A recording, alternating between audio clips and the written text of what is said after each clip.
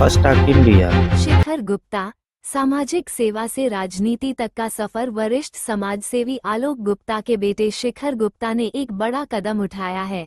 उन्होंने विश्व हिंदू रक्षा परिषद के प्रदेश अध्यक्ष के रूप में अपनी जिम्मेदारी के साथ साथ सुहेलदेव समाज पार्टी की प्राथमिक सदस्यता भी स्वीकार कर ली है।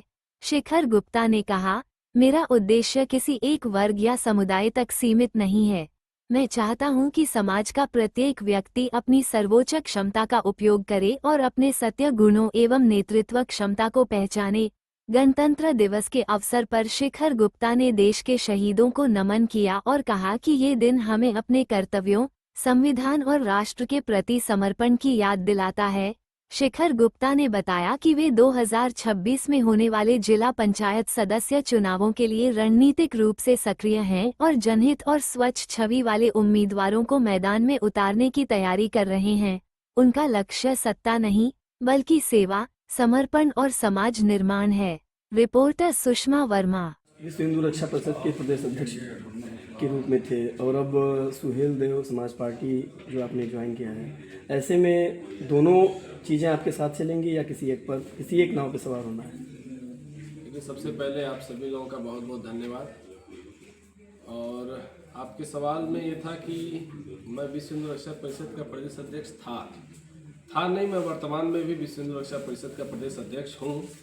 और सुहेलदेव भारतीय समाज पार्टी एक राजनीतिक संगठन, एक पार्टी है, उसमें मैं बतौर सदस्य जुड़ा हूँ। तो वर्तमान में तो मैं दोनों ही पार्टियों में हूँ।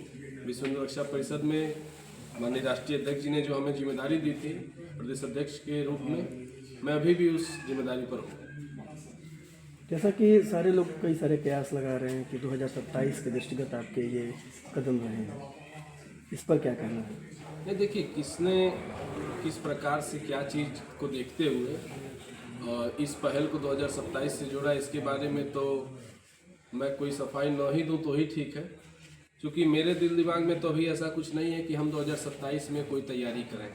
मेरी तो बस प्रयास ये है कि हमारे साथ के जो लोग हैं, जो पंचायती चुनाव में जिला पंचायत सदस्य का चुनाव लड़ रहे हैं अलग अलग वार्ड से, चाहे वो प्रिया गुप्ता जी हों वार्ड संख्या 46 से, चाहे पंकज हों वार्ड संख्या 45 से, चाहे राधेश्याम गुप्ता जी हों वार्ड संख्या 41 से, चाहे अनीता यादव जी हों वार्ड संख्या 57 से। मेरा तो बस ये प्रयास है कि अपने जो लोग जुड़े हुए हैं, जो हमारे परिवार से जिनका संबंध है, जो लोग पिछले कई सालों से हमारे साथ जुड़ करके समाज में सेवा करने का काम कर रहे हैं, हमारा तो बस ये प्रयास है कि उन सभी लोगों को, जिस तरीके से हमारे पिताजी जिला पंचायत सदस्य हैं, उसी तरीके से जनता के आशीर्वाद से और जनता को अपील करते हुए हम तो बस उनको भी जिला पंचायत सदस्य बनाने के पीछे लगे हुए हैं। ऐसा आपने क्या देखा सुहेलदेव भारतीय समाज पार्टी जो है उसका सदस्य बने? देखिए, ये चीज़ें, क्योंकि आप खुद एक पत्रकार हैं और आज के समय में पत्रकारिता को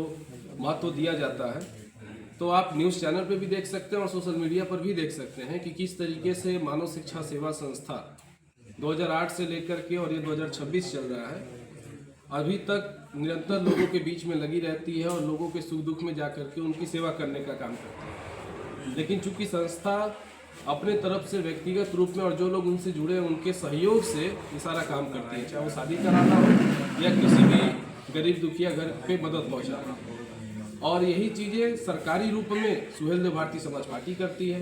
सुहेलदेव भारतीय समाज पार्टी की सोच और कहीं ना कहीं हमारे संस्था की और हमारे लोगों की सोच एक दूसरे से बहुत ज़्यादा ही मिलती जुलती है। तो यही एक वजह है कि उनकी जो सोच है, उस सोच को देखते हुए हमें भी प्रसन्नता हुई और यही वजह है कि हम सुहेलदेव भारतीय समाज पार्टी से जुड़े।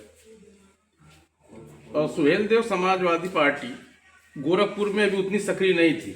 आपके पार्टी में आ जाने से क्या गोरखपुर में फिर कार्यकर्ताओं को जो चुनाव लड़ेंगे प्रत्याशी, उनके लिए मदद करेगी? देखिए, शिखर गुप्ता कोई बहुत बड़े नेता थोड़ी है कि किसी पार्टी को हम बना देंगे और बिगाड़ देंगे। नहीं, बनाने बिगाड़ने की बात तो नहीं, लेकिन जब आप पार्टी के सदस्य हैं तो आपकी जिम्मेदारी तो बनती है।